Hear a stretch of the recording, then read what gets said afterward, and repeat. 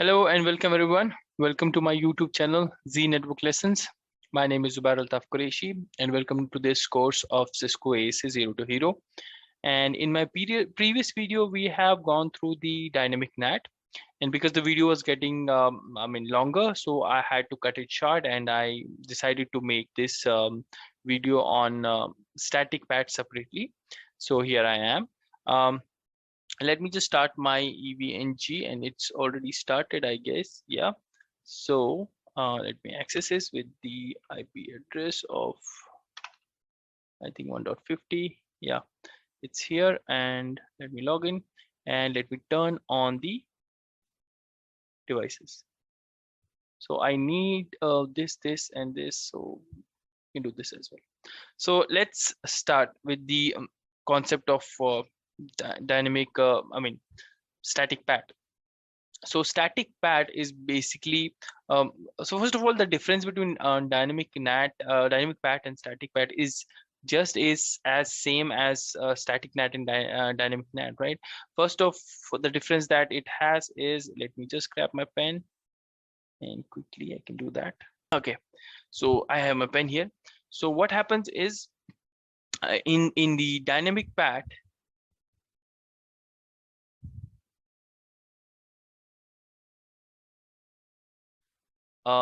your source gets translated, correct? And this is unidirectional, just as the dynamic NAT. Just imagine, instead of this R3, you have a switch here, okay, and then you have multiple servers here.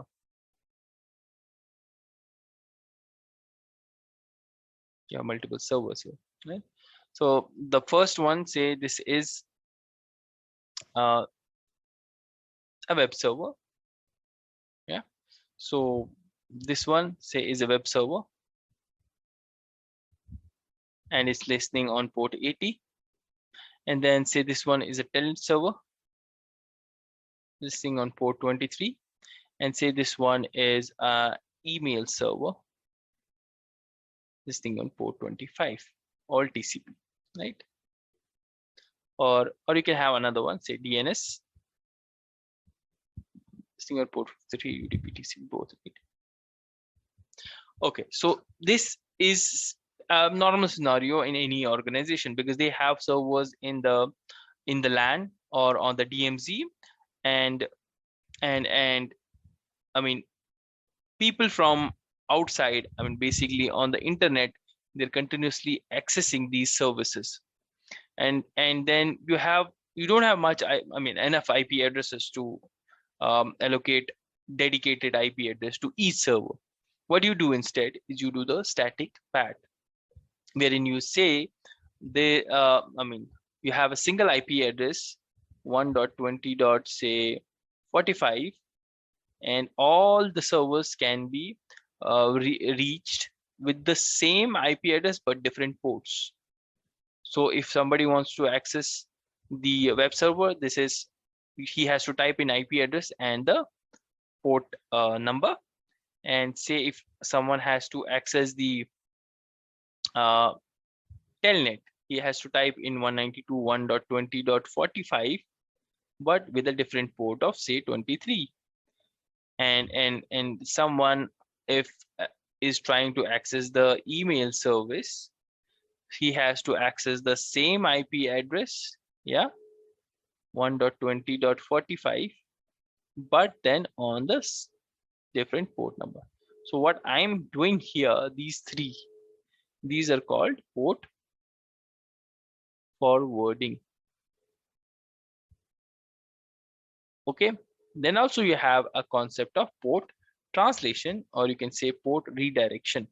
In that case, what you do is you say 192.1.20.45 is the IP address, but in case you want to access DNS service, don't hit on 53. That is what everybody knows, well-known port. Hit on 5353. Then I will redirect this to the actual port that is, on which the server is listening. So this port that is on the outside is a listener for the ASA. Listener port is 5353, but the target port, target port is 53 on the actual server. So let's see how you do it, right? So let me grab first of all, I hope this is clear for you guys.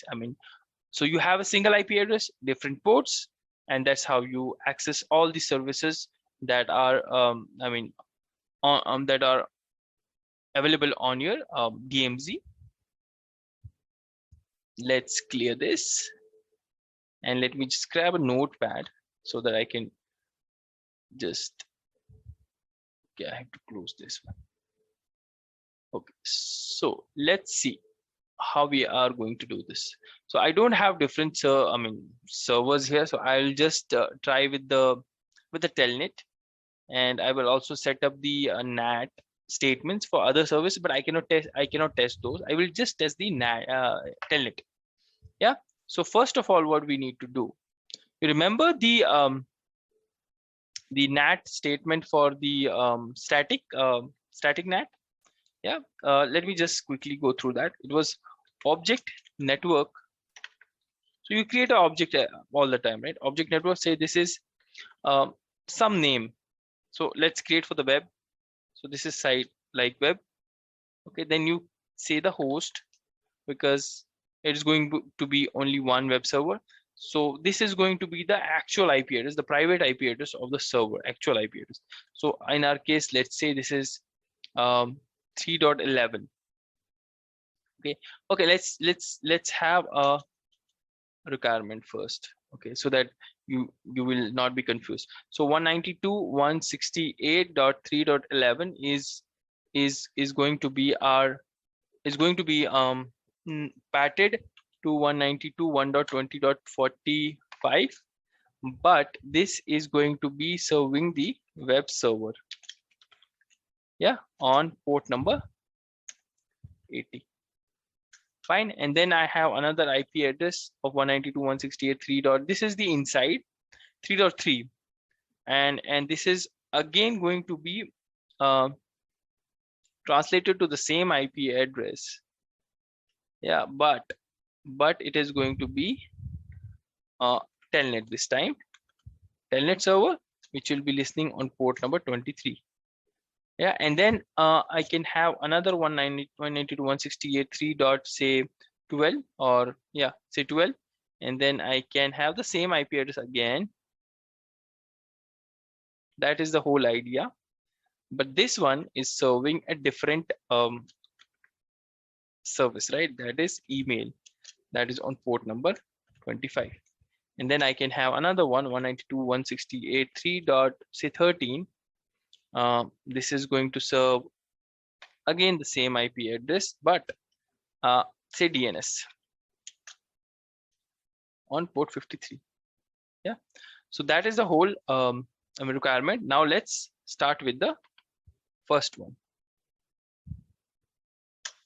Okay, number one is like this. So I will have the object network this 11, right? Then I have the NAT statement, then the high and the low. High is my DMZ, so DMZ 3, and low is my outside. Okay, now here you don't have dynamic, you have static, just as in the static NAT, you have the static statement. Then you have the IP address that you have, this one. Yeah, you go on and put it there. That is how we had in the static NAT. The difference now here is with the keyword of service. So here you specify service, and then the ports. So the port after service is the port that is on the actual server, that the server is listening on. That is the actual one, 80. And this one is going to the second port is the port on the outside. So if I want to if we want people to come on 8080, this is how you do it on the outside. Okay, so this will actually, let me grab the pen. So how it corresponds is, so this one goes, sorry, let me clear again. Okay, so this DMZ3 goes with this port, and let me grab a different color, and let's go for blue. And then this outside goes with this port. Hope this is clear to you, right? So that is how you configure the NAT. So that's done. Now we'll move on to the next one. I will keep it as 8080, and then I have the second one, which is the, I will just copy all of this just to be quick enough. Second one is for telnet. Okay, so I will name this as telnet. Yeah, and the IP address 3.3. This is what we are going to test. So this is going to be the same, just the service is going to be different, 23. So let's do a port redirection here. I will go on 2323. Okay, and then I have the third one, which is the email. Rest is same. Here I will do 25 and 25, and then I will do the fourth one, which is going to be my DNS. I actually don't need this, but just to, and also this one is, email is 12 and this is 13 outside, and this is my DNS, so it is 53 and space 53. After this is done, you need access list, right?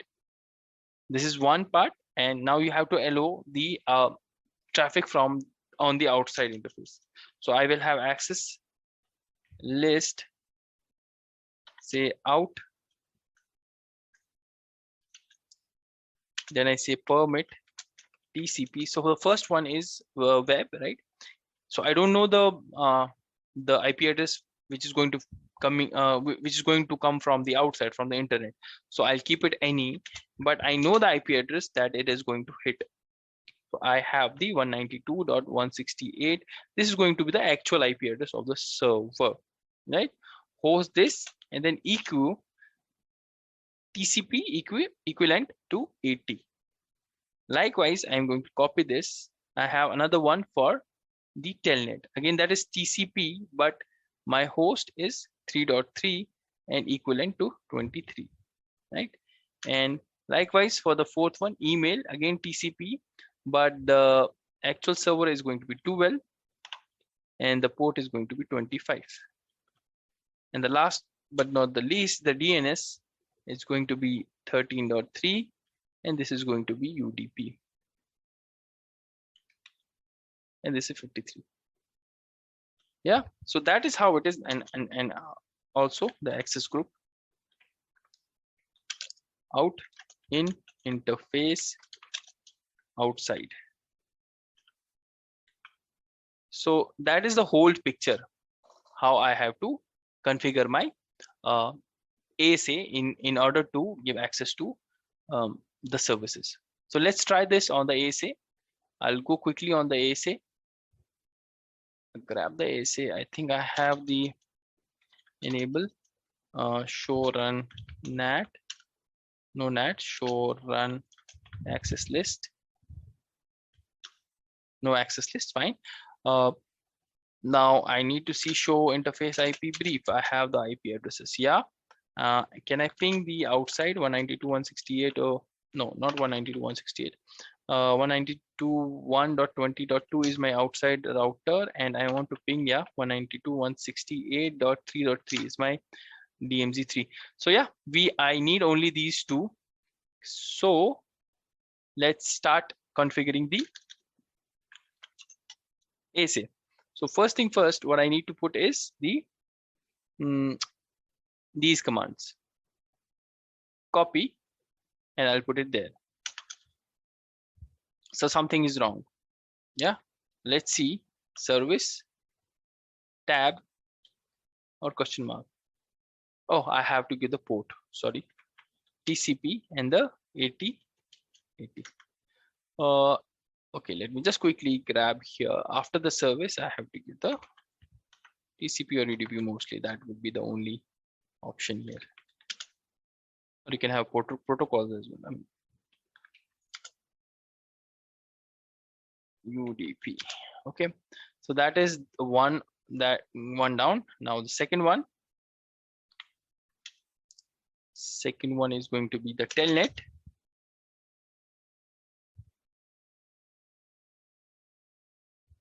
And this is overlapping with the existing pool. Do I have pool? Okay, let me just check. Show run NAT here. TCP telnet, TCP www static, this one. Okay, let it be like this, no issues. Let's go to 25, this one.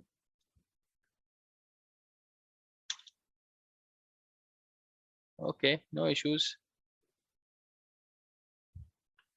Now it's the UDP. Now if I see show run NAT here, I have these, in the running config. Now when I see show xlate, these should be there because this is static, right? It's not dynamic. It doesn't wait for the initiation of the traffic. It's there in the xlate table already. And also if you see the show NAT details, you will see this in the auto NAT section. Section number section number 2, this one. Yeah, you have all the NATs. 192.3.3 is going to be translated on this, and map port is 23. This is the outside port, right? And you can see the map port here, it's not changing. Yeah, for this only we have done the port redirection. So I'll go on the now after this I have to have the access list. I'll copy all the access lists, paste it here, and then the access group. Done. So that would be it. And now I have to go on the R3 and see I have the telnet enabled or not. Enable show run section VTY. Yeah, I have that enabled. Now let's go to R2 and quickly hit on the telnet 192.1.20.45 and see, and then I can do the port. Okay, port number directly like this. So you can see, if you hit the question mark, you can see about the port number, this one. So you have to just specify the port number. So if I say 23, this is not going to work. If I go to ASA, I will check logging, enable logging console 7, and let's do the same thing again.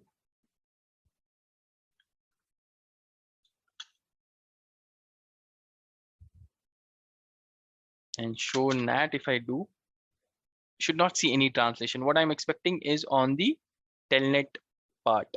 So telnet is this one,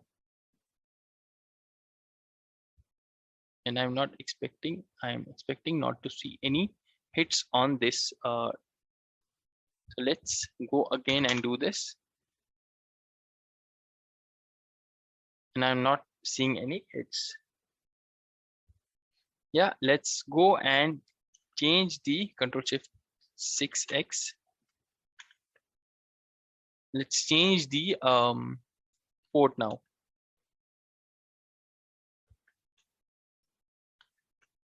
Control C, Control X. It's not working.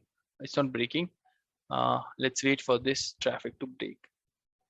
Now let's go and do the 2323 here. And you can see, as soon as I did this, you can see a connection has been built. Yeah, TCP connection 11 from R2 on this source port and going to R3 on port number C23. So did this did the redirection, and the actual port was this. Yeah. So show con, if you see, it should be there. Yeah, I have the con going from 22 to 23, right? And that is the connection table. But I need to see why this isn't working. This should be working. I should have a connection open on the port. Because there is no issue with the routing, because this is directly connected. I mean, 192.168.3.3 is directly connected to the ASA.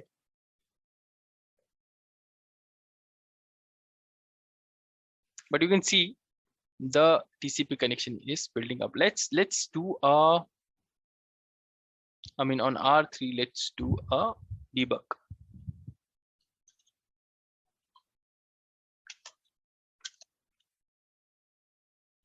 Three is there. Debug IP packet details. And now from R3,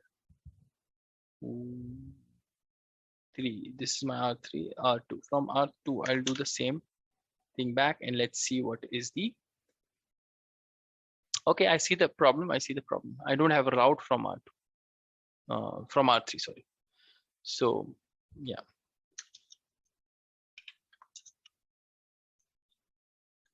So if I go here, config T, if I see do show IP interface, do show IP route, there will be no route. I mean, I should need a default route actually. IP route 0.0.0, 0.0.0, and I should point it to 192.168.3.10 on the interface of the ASA.